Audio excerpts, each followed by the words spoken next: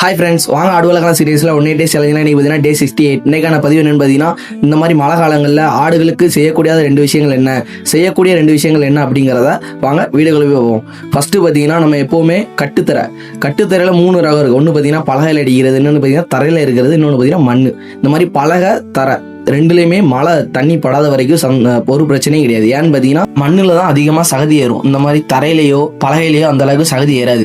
அதனால் மண் போட்டிருக்கவங்க மாற்றி கட்டுற மாதிரி இருந்தால் நல்லாயிருக்கும். அதாவது 2 குட்டி 4 குட்டி வச்சுருக்கவங்க குட்டிகளை மாற்றி கட்டுற மாதிரி இருந்தால் நல்லது. ஏன்னு பார்த்தீங்கன்னா இந்த மாதிரி மழை நேரத்தில் தண்ணி பட்டுச்சுன்னா தரை ஈரமாயிரும். தரை ஈரமாயிட்டுனா சகதி ஆயிரும். சகதி ஆயிடுச்சுன்னா குட்டிகளுக்கு காலு கடையில் புண்ணு வந்துடும். புண்ணு வந்துச்சுன்னா உங்களுக்கு பிரச்சனை ஆயிரும் பார்த்துக்கோங்க. அதனால சகதி ஆகாமல் பார்த்துக்கோங்க. அதுக்கப்புறம் பார்த்தீங்கன்னா இந்த தீவன முறை பார்த்தீங்கன்னா மழை நேரங்களில் தீவனம் எடுக்கிறதே கொஞ்சம் கம்மியாக தான் எடுக்கும். மழை நேரங்களில் அடர் தீவனத்தில் தண்ணியே அதிகமாக சேர்க்கக்கூடாது, கொஞ்சம் கம்மியாக சேர்க்கணும். எப்போது சேர்க்கறது காட்டிலும் கொஞ்சம் தண்ணியே கம்மியாக சேர்க்கணும். அதுக்கு ஒன்று நான் எக்ஸாம்பிள் காட்டுறேன். இப்போ அதிகமாக சேர்த்தா என்ன ஆகும் அப்படிங்கிறத. இது பார்த்தீங்கன்னா நம்ம இப்போ இதில் தண்ணி ரெகுலராக கலக்கிற மாதிரி கலக்கி கொஞ்சம் தண்ணியை கூடவே சேர்த்துருக்கோம். ரெகுலராக கலக்கிற மாதிரி தான் கலக்கியிருக்கோம். அதுவே இன்னொரு இதில் பார்த்தீங்கன்னா நம்ம எப்போ கலக்கிறத காட்டிலும் கொஞ்சம் கட்டியாக காய்ச்சிருக்கோம். பார்த்தீங்களா, இதனால் என்ன பெனிஃபிட்னு பார்த்தீங்கன்னா, கட்டியாக கலந்தீங்கன்னா அதாவது கொஞ்சம் தீவனம் நல்லா சாப்பிடும். அதுவே தண்ணியாக கலந்தீங்கன்னா அந்த மாதிரி மழை நேரத்தில் தண்ணியாக கலந்தீங்கன்னா தீவனம் மிச்சம் வரும். அது உங்களுக்கு தான் பிரச்சனையாகும்.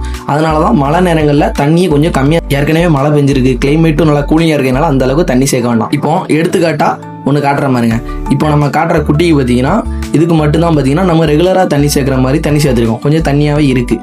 அதுவே மிச்சம் எல்லா குட்டிகளுக்கும் பார்த்தீங்கன்னா நம்ம ரெகுலராக சேர்க்கறதை காட்டிலும் கொஞ்சம் தண்ணி கம்மியாக சேர்த்துருக்கோம். இந்த மாதிரி கொஞ்சம் கட்டியாகவே சேர்த்துருக்கோம். இப்போ இது ரெண்டோட டிஃப்ரென்ஸே நான் காட்டுதான், எது நல்லா எடுக்குன்னு பாருங்க. ஒருவேளை அது சாப்பிடலை அப்படின்னாலும் அதுக்கும் ஒரு ட்ரிக் இருக்கு.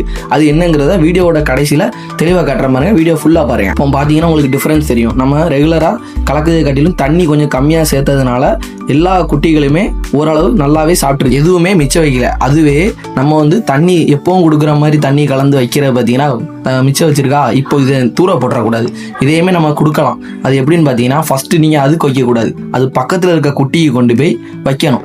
வச்சு அது ஓரளவு கொஞ்சம் மோந்து பார்த்ததுக்கப்புறம் ரெண்டுக்கும் இடையில, அதாவது 2 குட்டி 3 குட்டி வச்சுருக்காங்க, ரெண்டுக்கும் இடையில வச்சுட்டிங்கன்னா கண்டிப்பான முறையில் போட்டி போட்டு அது சாப்பிடும். அதுவே தனியாக வச்சிங்கன்னா கண்டிப்பான முறையில் இறை எடுக்காது. ரெண்டுக்கும் நடுவில் வைக்கும் போது கண்டிப்பான முறையில் போட்டி போட்டு சாப்பிடும். ஒன்று சாப்பிடலாம், இன்னொன்று சாப்பிடும். இந்த இன்ஃபர்மேஷன் உங்களுக்கு பிடிச்சிருந்தா ஜஸ்ட் ஒரு ஃபாலோ பண்ணி நம்மளை லைக் பண்ணுங்கள். மற்றொரு பதிவில் சந்திக்கலாம். Bye friends.